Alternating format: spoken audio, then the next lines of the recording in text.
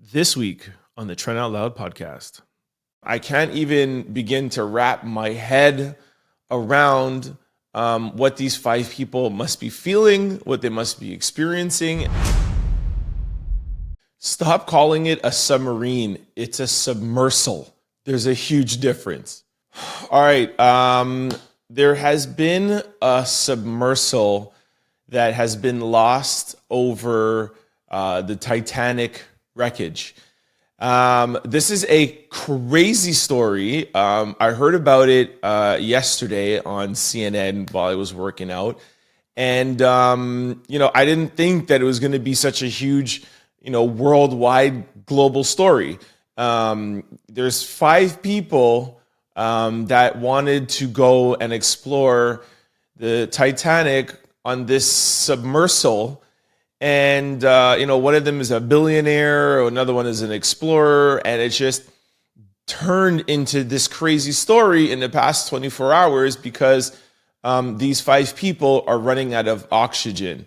Right now it's Wednesday, 10, 11 a.m., and they said that these people will run out of air, they'll run out of oxygen by Thursday morning. So this is a race against the clock. We have less than 24 hours to save these five explorers. And I think it's such a big story because, like I said at the top, this is not a submarine. This is not a big, huge, army vessel or, this multi-million-dollar or billion-dollar. I don't know how much submarines cost, but it's not a multi-million-dollar submarine. This is a submersible that's run by a $30 remote Logitech remote control that you could get on Amazon for $30. And I also did some other research, and I found out that a couple of years ago, one of the employees that work for this submersible, it's called, OceanGate Titan, that worked for OceanGate Titan he was a whistleblower and said, this thing is not safe. And apparently the company sued this guy for talking and, saying these things that this company and this submersible wasn't safe. And he sued them. I think he countersued them. And really what the talk is behind there is that this submersible wasn't really ready to take on this kind of, this big of a, I don't know the technicalities, but this big of a mission, to go close to the ocean floor. And apparently what people are saying is that this company, OceanGate Titan, really kind of maybe rushed it or maybe skipped some steps, for greed. And it's ironic that this submersible is going down to see the Titanic wreckage.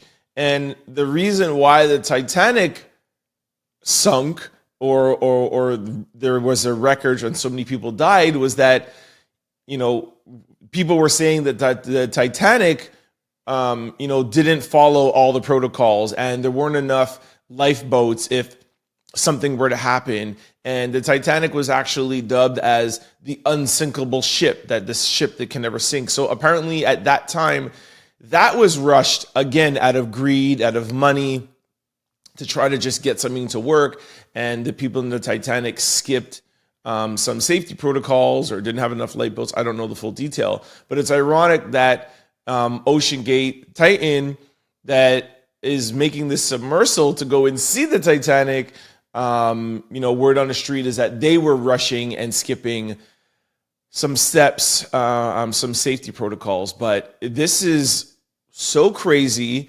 I can't even begin to wrap my head around what these five people must be feeling, what they must be experiencing. And I think that's probably why it's such a big story, because, we could all just only imagine what it must feel like being locked in this 22-foot little capsule submersible, and they said that they've probably more than likely have run out of power. I mean, that's why it can't get back up to the top. and the thing has malfunctioned. There was supposed to be a trigger that if the submersible loses power, that it drops its weights, and once it drops its weights, then it would float up to the top. But it's clearly not dropping its weight, and that's why we can only assume that it's probably at the bottom of the ocean with no power to move back up.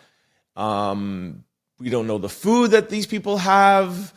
We don't know if they have any water. We don't know if anybody, if maybe some of the people already have not made it or have made it, or because it's not only that they're running out of oxygen, right? Like you're panicking, you could be hyperventilating, and I just we have no idea what is going on down there, and it's just really pretty scary to think about what these people must be going through.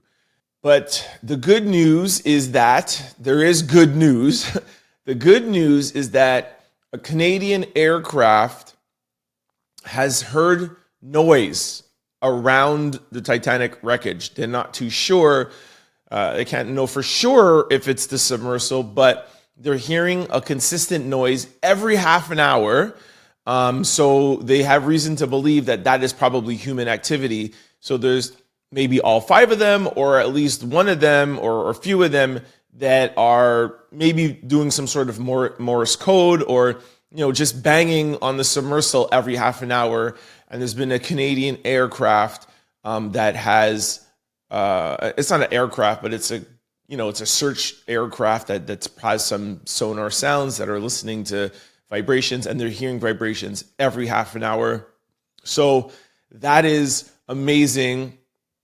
Apparently, between Canada and the US, they have something that could go down 3,000 to 4,000 feet, and the ocean bottom is 6,000 feet. And Japan is sending something over that could go to the ocean floor, but that won't come on time, and they're trying to rush it. I mean, it's the whole world is coming together to try to rescue these 5 people who are trapped in this submersible. We're definitely this is definitely not the end of the story. We'll definitely find out some more things as the days go on. The company, the mistake, etc., the people that went on.